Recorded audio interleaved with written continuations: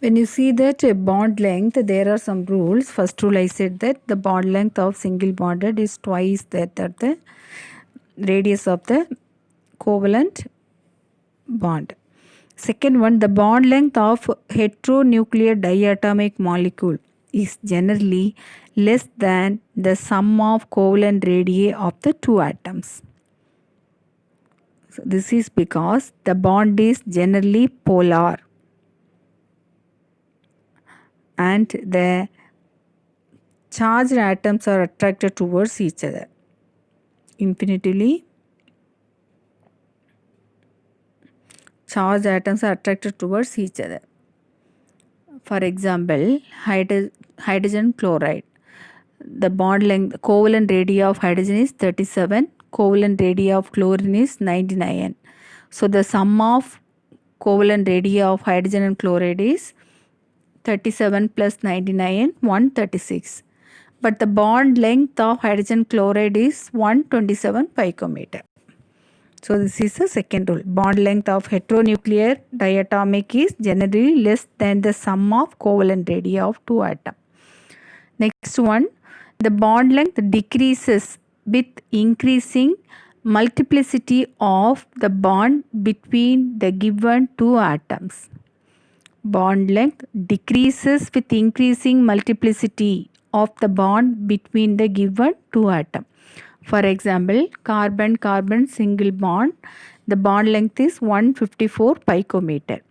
At the same time, carbon double bond carbon, the bond length is 133 picometer, and carbon triple bond carbon is 120 picometer. With the multiplicity of the bond, the atoms come closer to make the orbital overlap more effective.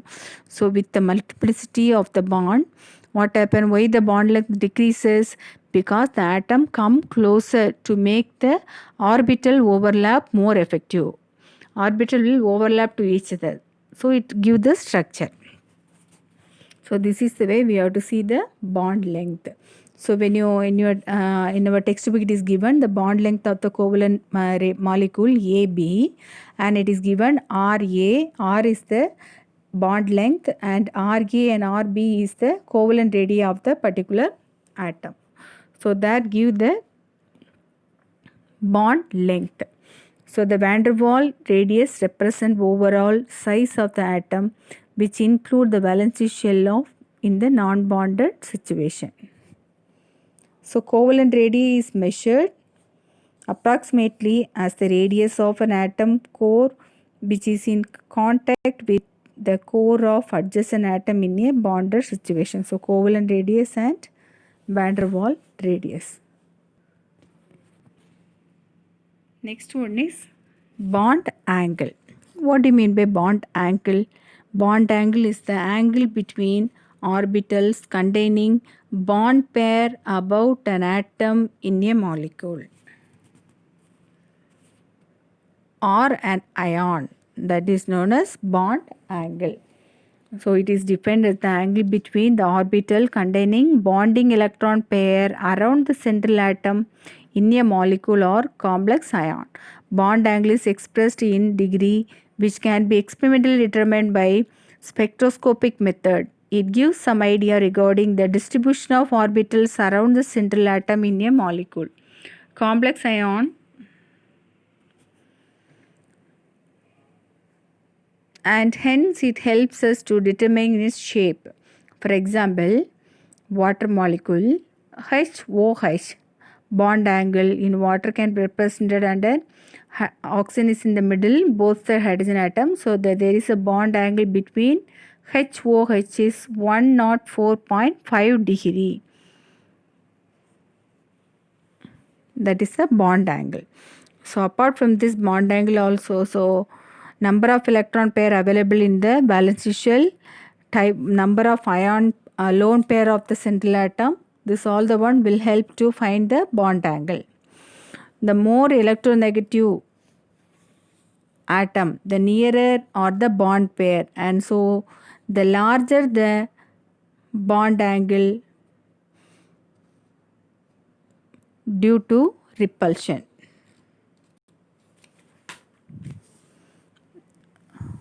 here are some example. Ammonia, NH3, PH3, NF3, PF3. If you see this, NH3 has more bond angle than PH3 and PH3 has more bond angle than PF3. So thus more electronegative atom. Nitrogen is more electronegative atom than phosphorus and oxygen is less electronegative than sulfur. So it can be which is having more electronegative atom have more bond length. On the other hand, more electronegative atom of another element, two elements are there means another one element will be there, bond pair from each other, and so the smaller is the bond angle due to the decreased repulsion. Thus, if you see this PF3, PCl3, PBr3, PI3, that means phosphorus tetrafluoride, phosphorus tetrachloride, phosphorus tetrabromide and phosphorus tetraiodide. In that, if you see the bond angle of phosphorus tetrafluoride is less than phosphorus tetrachloride, than phosphorus tetrabromide, than phosphorus tetraiodide. So more electronegative atom. Next, that means if you see that atom is, one atom is phosphorus A, if you consider as A, the next atom is B, that means fluorine. So if you see that electronegative of the atom B, the farther the ion bond pair from each other, so the smaller is the BAB bond angle due to decreased repulsion. There is a repulsion between atom like fluorine to phosphorus, chlorine to phosphorus, bromine to phosphorus, iodine to phosphorus. So the bond length will be less than PF3 to PI3. Another one example, NF3 and NCl3. Among this, which is having less bond length? NF3, nitrogen tetrafluoride, and nitrogen tetrachloride. Among this, which is having less bond energy, bond angle? Nitrogen tetrafluoride, that is having less bond angle. The next one is bond enthalpy. What do you mean by bond enthalpy? Bond enthalpy is the enthalpy change of a system when 1 mole of bond of a particular type between the given two atoms are broken in the gaseous state. So it is defined as the amount of energy required to break 1 mole of bond of a particular type between two atoms in a gaseous state. The unit of bond enthalpy is kilojoule per mole. For example, hydrogen molecule, if you break the hydrogen molecule, it divides into H and H. So the bond energy of enthalpy of hydrogen molecule is 435.8 kilojoule per mole. That much amount of energy is required to break hydrogen molecule. Similarly, the bond enthalpy of molecules containing multiple bond, for example, O2 and N2. So if you see that oxygen, double bond oxygen is there. If you see that bond enthalpy of oxygen bond is 498 kilojoule per mole. It is important that the larger the bond association energy, stronger will be the bond in the molecule. So for a heteronuclear diatomic molecule like HCl, the bond energy is 431 kilojoule per mole. In case of polyatomic molecule, the measurement of bond strength is more complicated.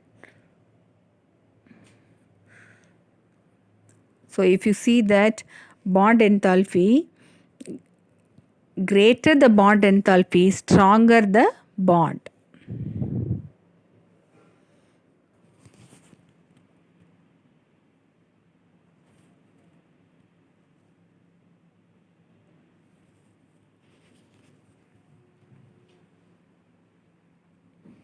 For heteronucleus atom, it is given that for water, if you break the water dissociates into H plus OH. So the bond enthalpy of first bond enthalpy is 502 kilojoule per mole. Again, once again, the OH has to be separated. That is divided into H and O. So that bond is breaking.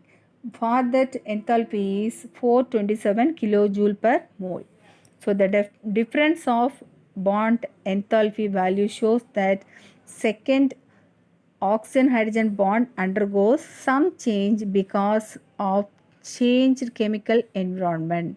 This is the reason for some difference energy of the same oxygen hydrogen bond in different molecule like ethanol and water. Therefore, polyatomic molecule, the term mean or average bond enthalpy is used. So, average bond enthalpy can be calculated to find the bond enthalpy of a particular compound. So, here the average bond enthalpy of water molecule is 464.5 kilojoule per mole. Next one is bond order. What do you mean by bond order? Some important characteristics of a bond like bond enthalpy and bond length are related to bond order. According to Lewis theory, bond order is the number of bonds between two atoms in a molecule or an ion. In case of resonance, we have seen that bond order is average number of bonds between two atoms. Actually, Lewis' description of covalent bond, the bond order is given by the number of bonds between two atoms in a molecule. For example, hydrogen single bond, oxygen double bond, nitrogen triple bond is there. So, when you see the carbon monoxide, 3 shared electrons pair between carbon and oxygen. So, the bond order is 3. For nitrogen, bond order is 3 and its bond enthalpy is 946 kilojoule per mole, being one of the highest diatomic molecule.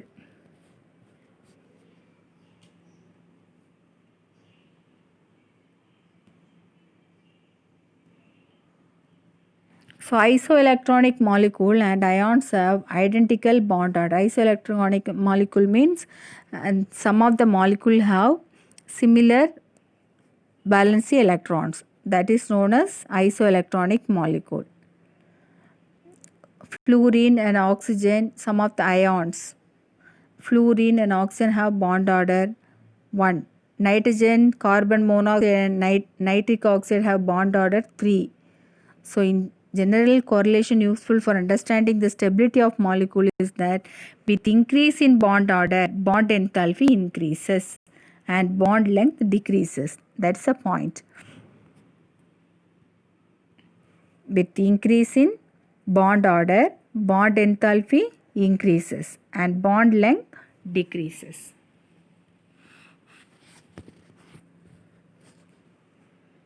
That is bond dissociation enthalpy.